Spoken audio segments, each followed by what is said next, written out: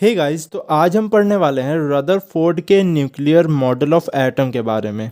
तो इसकी पहली वाली वीडियो में हमने पढ़ा था थॉमसन मॉडल ऑफ एटम के बारे में, जिसे हम प्लम पडिंग मॉडल या फिर वाटरमेलन मॉडल भी बोलते हैं। और यही model one of the most widely accepted models था all over the world. But फिर इसके बाद ईयर 1911 में अर्नेस्ट रदरफोर्ड ने अपने दो स्टूडेंट्स के साथ मिलकर एक एक्सपेरिमेंट परफॉर्म किया, जिसे हम स्कैटरिंग एक्सपेरिमेंट या फिर गोल्ड फॉइल एक्सपेरिमेंट भी बोल सकते हैं।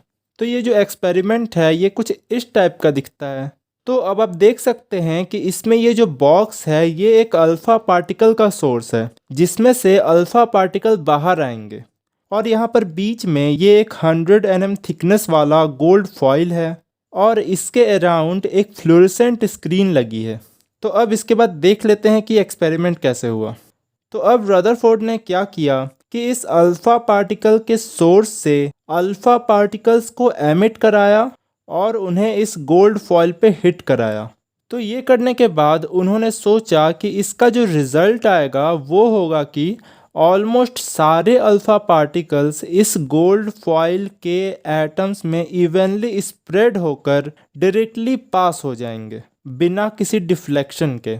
और उन्होंने ऐसा इसलिए सोचा क्योंकि जो इससे पहले थॉमसन्स मॉडल ऑफ एटम आया था उसके अकॉर्डिंग किसी भी एटम का जो मास होता है वो उस एटम के अंदर इवनली स्प्रेड होता है, यानी कि किसी भी एटम का मास उस एटम के सारे हिस्सों में इक्वली फैला हुआ रहता है। ये कहा गया था थॉमसन्स एटॉमिक मॉडल में, इसलिए उन्होंने इस टाइप के रिजल्ट्स एक्सपेक्ट किए थे। बट उन्होंने जैसा सोचा था वैसा नहीं हुआ। अब मैं बताता हूँ कि आखिर हुआ क्या, ध्यान से सुनना। जब उन्होंने अल्फ़ा पार्टिकल्स को इस गोल्ड फॉइल पे हिट कराया तो जो पहली चीज़ हुई वो थी कि most of the alpha particles passed through the gold foil undeflected, यानी कि उसमें से most of the alpha particles उस गोल्ड फॉइल के थ्रू पास हो गए बिना किसी डिफ्लेक्शन के, यानी कि वो बिल्कुल स्ट्रेट लाइन में ही पास हो गए बिना अपना डायरेक्शन चेंज किए।